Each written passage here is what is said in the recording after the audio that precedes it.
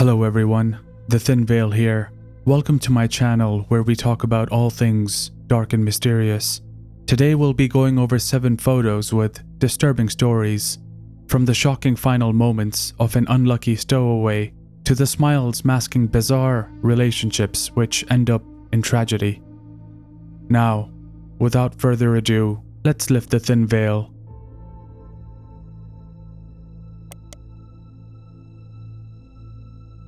This is a photo of 18-year-old Katie Pladl and her 42-year-old father, Steven Pladl, taken around August 2016. Sadly, this is not where this story ends. Shortly after this picture was taken, Katie and Steven would get married and have a child before their lives were ended in a violent act. Steven, who had a history of depraved behavior, met Alyssa Garcia, Katie's mother, in 1995 when she was just 15 years old and he was 20. Over the course of a few months, he groomed her online until he would eventually visit her in her hometown of Texas. There, they began an intimate relationship, which led to Alyssa's decision to run away with Steven and live with him in New York. In January 1998, Alyssa became pregnant and gave birth to their first child, Denise Pladl, when she was just 17. Steven started showing signs of violence and used to pinch Denise until she was black and blue, and stuff her in a cooler to the point of near suffocation whenever he would get angry at Denise's crying. Alyssa then decided to put Denise up for adoption because she believed Denise would not have a chance at life while living with Steven. Denise would be raised by her adoptive parents, Anthony and Kelly Fusco. They renamed her Katie Rose Fusco, and she grew up in Dutchess County, New York. Despite the abuse, Alyssa stayed with Steven and eventually ended up marrying him, and by 2012, had 2 more children with him. In 2016, Katie turned 18 and grew curious about her biological family. She decided to track her biological parents, Alyssa and Steven, down on Facebook, and they grew close, even arranging to meet a few times.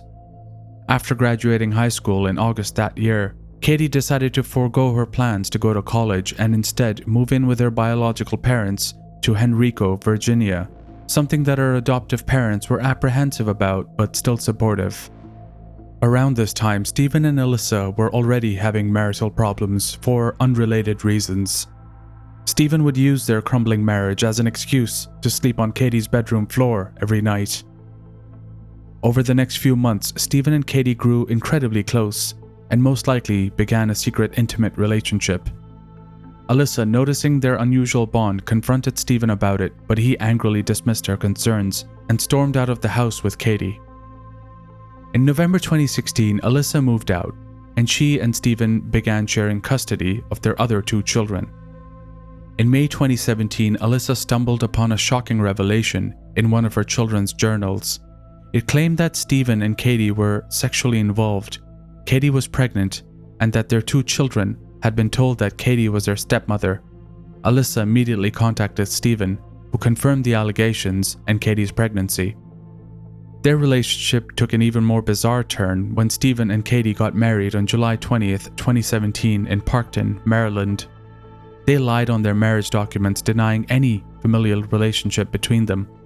Shockingly, the wedding was attended by both Steven's mother and Katie's adoptive parents, who, despite their reservations, felt they had no choice but to support Katie in her decision.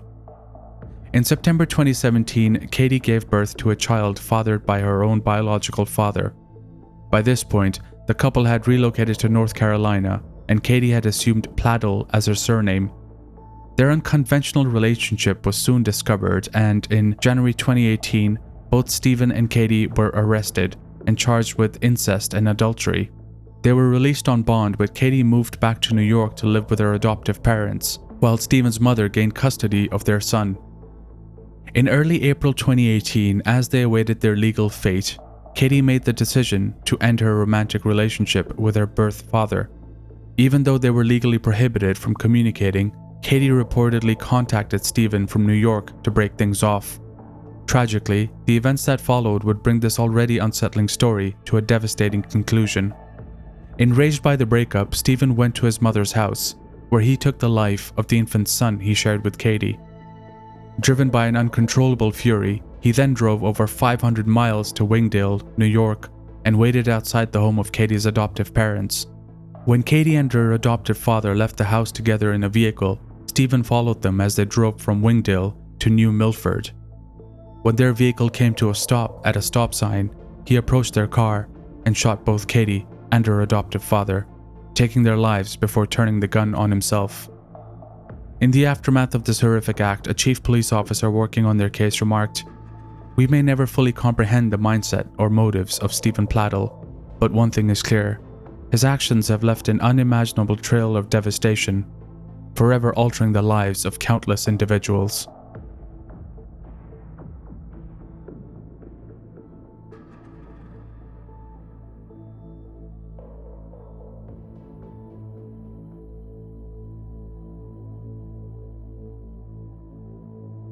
This is a picture of a homemade doll. Does it look like it could be lifelike?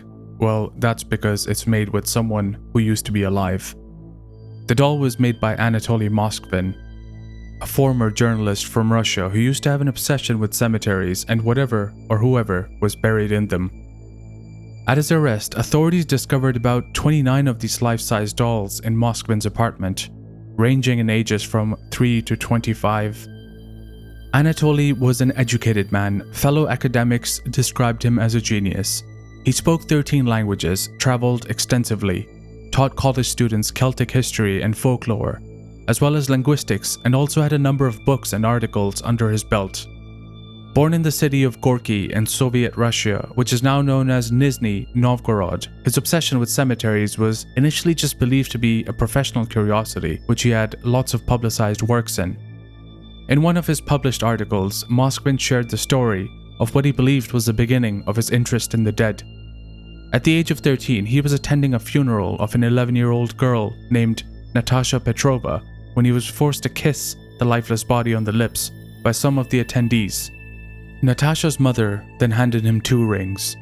She asked him to put it on and put the other one on Natasha, telling the 13-year-old Moskvin that they are now officially married. Soon after that, Moskvin would find himself wandering through cemeteries throughout his adolescent life, and the obsessions completely captivated him, so much so that it would influence his career choices. Moskvin eventually earned an advanced degree in Celtic studies, a culture whose mythology often blurs the lines between life and death. A fellow researcher and publisher named Oleg Ryabov commissioned Moskvin in 2005 to compile a list of the deceased from over 700 graves spread across 40 regions of the Nizhny Novgorod region. Moskvin stated that he had walked up to 30 kilometers a day for the next 2 years in order to visit 752 cemeteries throughout the region. Along the way, he slept in cemeteries, drank from puddles, camped out in haystacks, and slept at abandoned farms. He even spent one night in a coffin that was being readied for burial. It was in 2009 that locals in Nizhny Novgorod started to notice that the graves of their relatives would be desecrated, sometimes completely dug up. There wouldn't be any progress made on this investigation for about 2 years until, in 2011, a community claimed that someone was painting over the graves of their loved ones. It was at this point police would catch Moskvin in the act and arrest him. Upon entering his apartment, which he shared with his parents, what the authorities found was shocking. 29 mummified bodies covered in antique doll-style clothing, but some were wearing the clothes that they were buried in. Some wearing knee-high boots and others covered in makeup, all ranging from ages 3 to 25. Upon moving one of the dolls, it played music, with police discovering Moskvin had embedded music boxes in several of the dolls. This was so the dolls could make sounds when Moskvin touched them. Some of the mummies contained clothing and other personal items. Within the body of one mummy, there was a fragment of her gravestone with her name inscribed on it. One more had a hospital tag attached that revealed the girl's death date and cause of death. Inside a third body was discovered a dried-up human heart. Moskvin later said he would stuff rags into the decomposing bodies. He would then fashion doll faces or tie nylon pantyhose around their faces. Moreover, he would put buttons or plastic eyeballs in the girls' eye sockets so they could watch cartoons together. His parents claimed to know nothing about the origin of the dolls. His 76-year-old mother, Elvira, said, "We saw these dolls, but we did not suspect there were dead bodies inside. We thought it was his hobby to make such big dolls, and did not see anything wrong with it." The infamous photo that we saw earlier is likely of the girl on the left. Dubbed the Lord of the Mummies in Russia, the 45-year-old Anatoly Moskvin was deemed unfit to stand trial and was sentenced to time in a psychiatric ward as health professionals diagnosed him with schizophrenia. At one point during his pre-trial, Moskvin turned towards the relatives of some of the victims and said, "You abandoned your girls. I brought them home and warmed them up." His motive? Anatoly Moskvin claimed that he was lonely and regretted never having children, and so he would dig up graves of the recently deceased to, in his words, love them like his own children. He was also disappointed he was never allowed to adopt any children due to his lower income and not having enough space in his apartment to raise a child. What was also chilling is that he claimed he was waiting for science to find a way to bring the dead back to life and keeping the bodies preserved, using a solution of salt and baking soda until then. As of 2021, he was still housed in a mental health facility. There is no information on his whereabouts after that.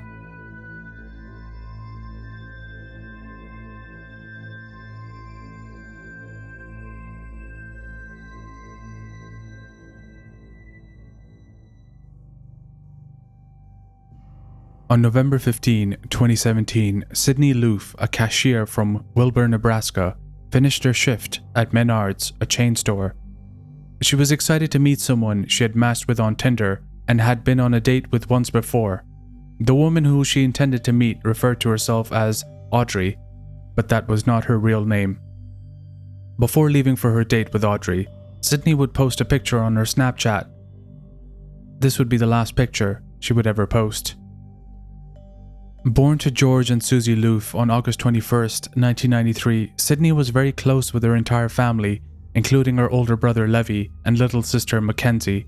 She also used to have a large group of friends and was extremely good at basketball, playing for her school's team in junior high. Her active lifestyle ended in her teenage years when she developed scoliosis. After that, even swinging a golf club hurt her back. Despite moving to Lincoln, Nebraska's capital, and about a 2.5-hour drive from home, Sydney and her close-knit family made sure to stay connected. They communicated daily and regularly met for dinner. Sydney often visited her parents at their home in Neely, including the weekend of November 10th. On Sunday, November 12th, her mother Susie drove her back to Lincoln and they shared a meal. Sydney, who had been battling depression, felt her medication wasn't helping, so she sought a new doctor and received a different prescription. During the week of November 13th, Susie and Sydney spoke several times, and Susie noticed her daughter seemed happier. Sadly, this happiness wouldn't last long. The next day, Sydney would match with a girl on Tinder who would call herself Audrey and arrange a date after a brief text confirming the date is just going to be the two of them. Just going to be me and you, right? Okay, yes, of course. During their first date, Sydney and her Tinder match enjoyed drinks, smoked marijuana, and got to know each other. According to Sydney, they had a great time and decided to meet again. The following night, November 16th, unbeknownst to Sydney, 26-year-old Bailey Boswell, who Sydney knew as Audrey, and her 52-year-old boyfriend, Aubrey Trail, had sinister plans.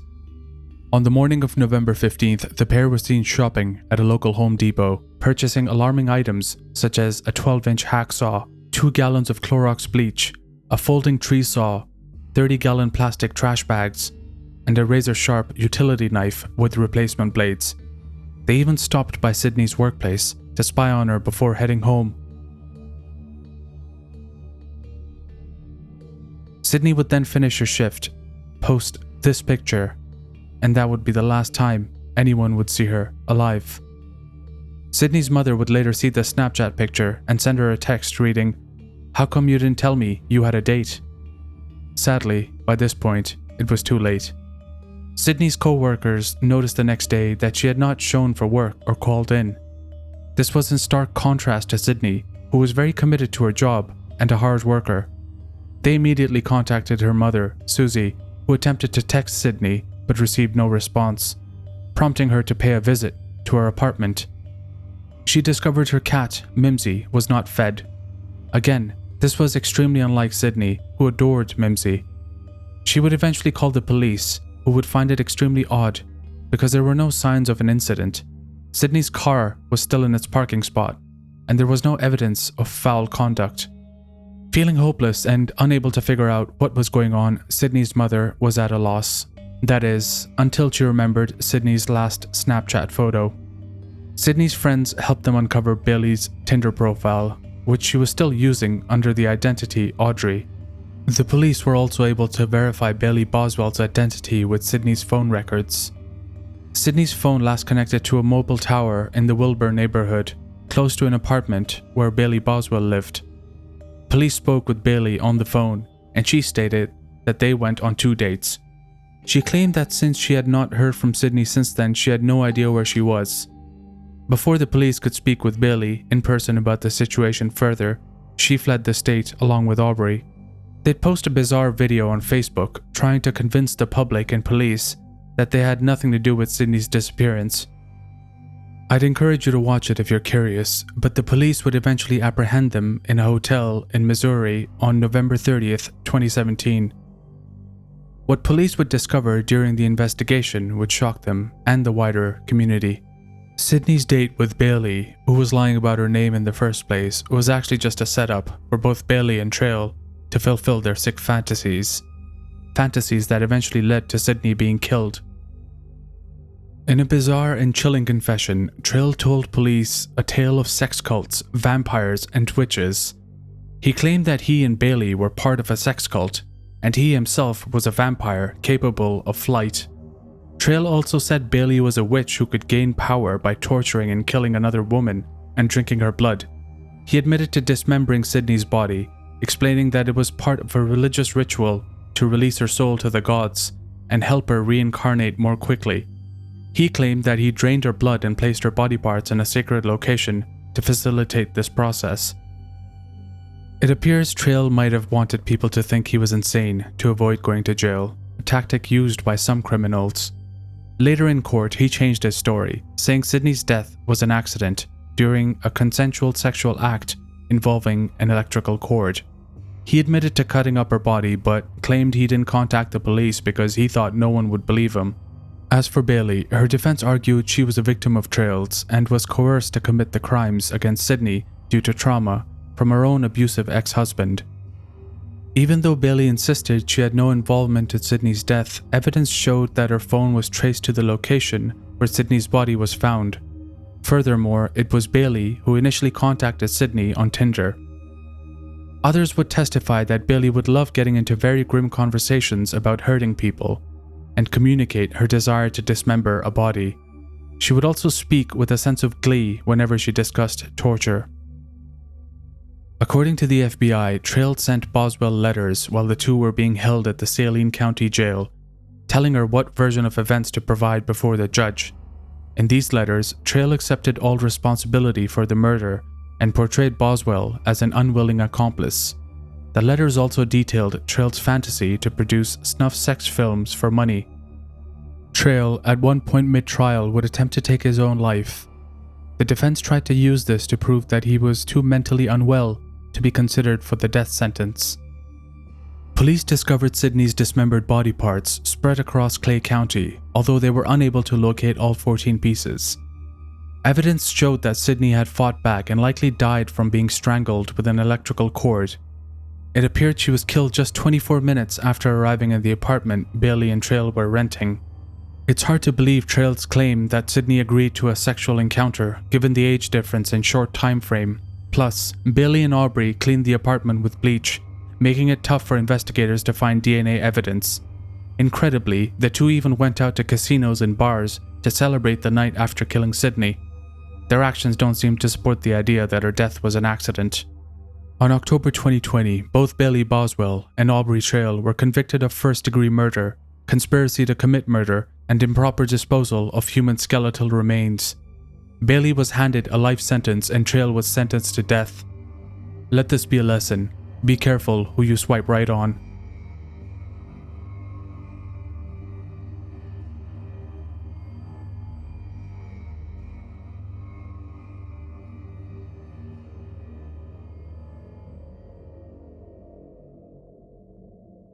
This is a picture taken on the 12th of October, 2014, in a hotel room by someone who is presumably capturing a moment in time with two of his closest friends. The thing is, this picture was posted so it could be used as an alibi by 19-year-old Alan Hruby to claim he did not violently end the lives of three of his family members. Alan Hruby was a first-year student at the University of Oklahoma from a relatively well-to-do family who ran a publishing business in their town of Duncan, Oklahoma. Alan had some pretty expensive tastes based on his Instagram posts and would enjoy trips to various places in Europe, and also buy some pretty expensive things. He often bragged about how wealthy he was and would often go on spending splurges. He wore a Rolex watch, Louis Vuitton shoes, and flew first class. He often tagged his social media posts with "expensive" and mocked people who ate instant noodles. The thing is, Alan had taken out a credit card in his grandmother's name and racked up a debt of about $5,000 trying to fulfill his desire for expensive things. He would eventually get caught, and his father would cut him off from the family purse and turn him in, leading to a sentence which consisted of him being put on probation and his travels outside the state being extremely limited. He also owed $3,000 to a loan company and was being investigated for having forged $17,500 worth of checks. On October 13, 2014, at approximately 9 in the morning, the housekeeper of the Hrubys placed a distressed call to Duncan police.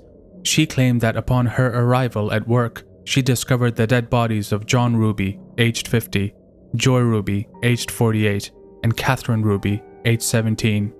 When police reached the Hruby family home, neighbors gathered in the street and the area was sealed off. Alan was nowhere to be found. Police would later discover they'd been dead for approximately 4 days from when the housekeeper called. When Alan was arrested just hours after the murders for unrelated charges, investigators announced that he had been charged with concealing stolen property in relation to the stolen credit card. Shortly after, they announced that he was the sole suspect in the deaths of his family members. It wouldn't take long for Alan to confess to the crime. The events unfolded in a very brutal nature. In the kitchen, Alan approached his mother, Joy, after stealing his father's revolver. Joy turned to face him, and he fired a bullet to her head. Alan claimed he shot her one more time, since even though she had collapsed to the ground, she was still breathing. Catherine entered the kitchen from cleaning her car outside after she heard a commotion. Alan gave her a single gunshot. He said to the investigators that he thought she passed away immediately. After that, Alan waited for his father to get home from work, which was about an hour later. John was shot in the head by Alan as soon as he entered the house. Alan claimed that as he hit the ground, his father said, "Ouch." He shot his father again after noticing that there were still indications of life. Alan then took the home recording system security footage and escaped the scene of the crime in the Jeep his parents had given to him as a gift for graduating high school. After that, he attended a reception at the Ritz-Carlton.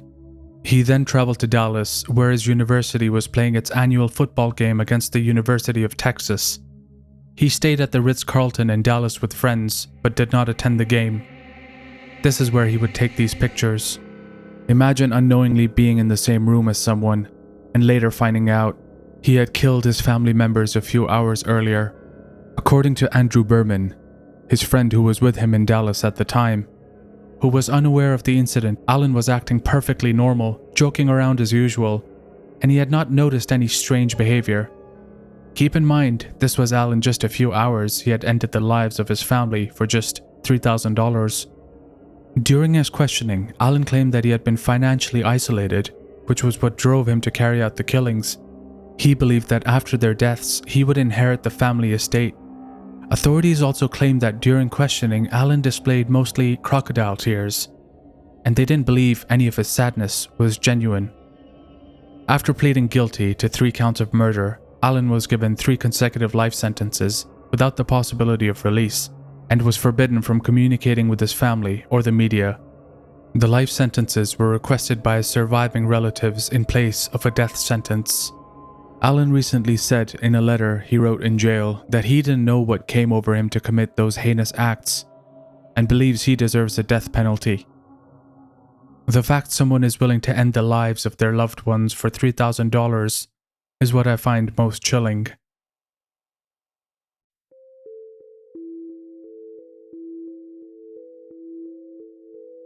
In 1917, during the First World War, demand for a lot of basic items was on the rise. This included several things like bullets, prepackaged food and drink, cigarettes, but also clocks. Even though the war included women playing important roles, a lot of them had to stay back home to take care of their families or do jobs the men who left to fight used to do. The attitudes at the time towards women working was largely negative, but it was deemed necessary for a lot of companies to stay afloat. One of these companies was the United States Radium Corporation, known as the USRC. This company used to extract and purify radium from mined ore. Radium is something that's found everywhere in small amounts, including even your kitchen or bathroom, but isolating it for use in different things and its properties were not well known at the time. Because it had been successfully used in the treatment of cancer, many considered radium a miracle element. When combined with certain paints, radium glows when exposed to light, and so this paint became all the rage at one point in time. Hundreds of thousands of people drank radium-infused tonic water, brushed their teeth with radium toothpaste, and applied radium-coated cosmetics to their skin, giving it a luminous, cheery glow. The advertising at the time actually encouraged all of this. Ingesting radium in small amounts was considered safe, which we'll come to find out is not really true. When radium decays, it breaks apart and releases tiny particles called alpha particles. These alpha particles are very energetic and can damage the cells and DNA inside the body. One of the more important functions of radium was using it to produce glow-in-the-dark watches, an important tool for soldiers in the battlefield with no source of light. Making these watches required being able to work with small dials, which needed attention to detail, and so hundreds of young women were hired, specifically because their smaller hands would be well suited to handle the tiny brushes used to paint the dials. The women who were employed to paint dials were referred to as ghost girls, because their skin, hair, and clothes seemed to shine due to the frequent exposure to radium paint. Some even wore their best dresses to work on Fridays, so they would literally glow when they went out dancing later. They were given no protection of any kind. In fact, because their brushes used to lose their stroke, which is the fine tip at the end, after painting a few watches, they were told to point the brushes with their lips to make it sharp again, something known as lip dip paint.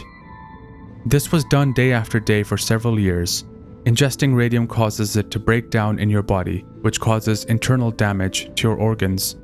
For several years, working at the radium plant was fun and very well paid, about 3 times the average amount a woman would get paid elsewhere. So many of the employees encouraged their female family members to apply. By 1920, about 300 girls were working on the USRC's floor. One day, one employee named Amelia McGee, who everyone called Molly, got a toothache. Her dentist recommended that her molar needed to be removed and the pain would go away. That's the end of that, right? Well, a few weeks later, Molly developed a toothache again, leading to another tooth being pulled out, and then another one, then another one. Her wounds from the tooth removal wouldn't heal. In fact, her gums started to grow an abscess, later discovered to be a tumor, which the dentist recommended a surgery for. During the surgery, when Molly's dentist was operating inside her gums, he reported the bone looking as ashy and grey and would crumble under his fingertip like ashes in a fireplace. In the process of trying to remove the tumor in Molly's mouth, her entire jaw came out with it, with nothing but the dentist's fingers. The constant radium exposure through the radium-coated brush had depleted all the calcium from the bones in her mouth, leaving her entire jawbone into a soft, pulpy mess. 8 months after the injury, Molly would succumb to her condition and pass away one night after the tumors in her neck cut into her jugular vein, flooding her throat with blood, choking her to death. This is known to be her last known picture, taken weeks before her death, depicting the growths on her jaw. USRC allegedly bribed coroners to note the reason of death as syphilis. They also spent large amounts of money commissioning studies to disprove radium's connections with any symptoms which lead to death. About 50 other women would come forward, with symptoms ranging from collapsing spines to skin cancer, cataracts, throat cancer, and other symptoms such as loose teeth and hair loss. Keep in mind, a lot of these women were already dying, and they knew this, so they weren't trying to do this for themselves, but for their co-workers who hadn't shown any symptoms yet.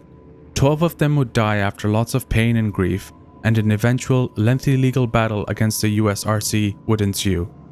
It wasn't until 1938, 16 years after the death of Molly, when a dying radium worker named Catherine Wolfe Donahue successfully sued the company over her illness, that the issue was finally settled.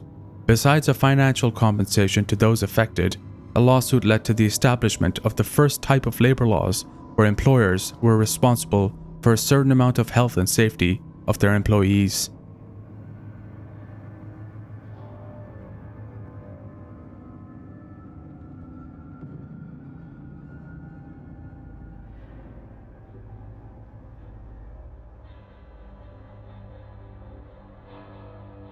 Air travel during the 1970s was a big treat for most people, with things like elbow room, leg room, bars, and smoking on board.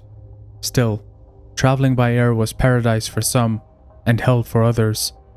One major downside that we can all probably agree on was the lax security checks, which were often just a quick pat down before you were ushered off to your seat on a plane. It was not too hard to walk out onto the tarmac or get close to a plane's landing gear areas. This made it possible, though very dangerous, for some daring people looking for thrills to try hiding in the wheel wells. It became a popular enough phenomenon where people who did this were dedicated an entire word dubbed wheel well stowaways. On the 22nd of February 1970, a 22-year-old amateur photographer named John Gilpin was taking pictures at the Sydney airport. At those times, you needed to have pictures developed to be able to view them at home. After about a week of sending his film roll, he received the photos, and upon going through them, he saw one that left him speechless. A photo of a silhouette of a male figure falling feet first from a plane, desperately attempting to cling on to anything. It was a picture he had captured of 14-year-old Keith Sapsford falling from a plane bound to Japan from Australia. John had captured Keith Sapsford's last moments completely by accident. According to a 1970s edition of an Australian newspaper, The Age, about 350 people watched what they initially thought was a sack fall from a plane to the ground.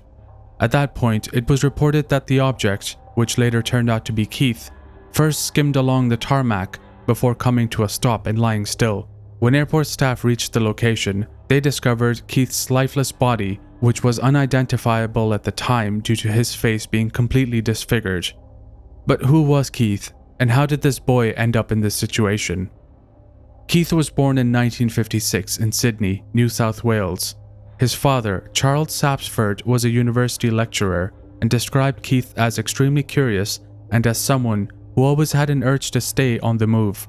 Before this tragic event, Keith and his family had taken an overseas trip to satisfy his desires to travel for a little while. Although, upon his return, Keith had made it clear that he did not want to stay in Australia. This put his family in a tough situation, so his parents decided to, quote, straighten him out by sending Keith to an all-boys Catholic school that specialized in disciplining troubled children. This school was called Boys Town. But Keith would have none of this. What does strike me as odd is that before sending Keith off to the school, Charles would tell him a tragic story of a boy in Spain who died hiding in the undercarriage of an aircraft. Keith lasted about 2 weeks in the Boys Town Catholic school and decided to make a run for it. On Friday, the 20th of February 1970, Keith ran away from his school and then, early on the morning of the 22nd, he snuck onto the tarmac of Kingsford Airport, climbed up a plane's wheel and entered the compartment where the wheel is stored during the flight. He tucked himself into the undercarriage as the primary wheels retracted and thought he was safe and bound for Japan. Unfortunately, what he wasn't aware of was that the wheel compartment of the Douglas DC-8 reopens upon takeoff to receive the contracting wheel. This was the point where Keith fell to his death from a height of about 200 feet. Because his face was so disfigured, investigators had to confirm his identity through his fingerprints and his handprints in the plane's wheel compartment. Authorities determined that if the fall hadn't killed him, then chances are the lack of oxygen, the freezing conditions, or the extremely high pressure would have gotten to him first. His chances for survival, like most wheel-well stowaways, were very slim.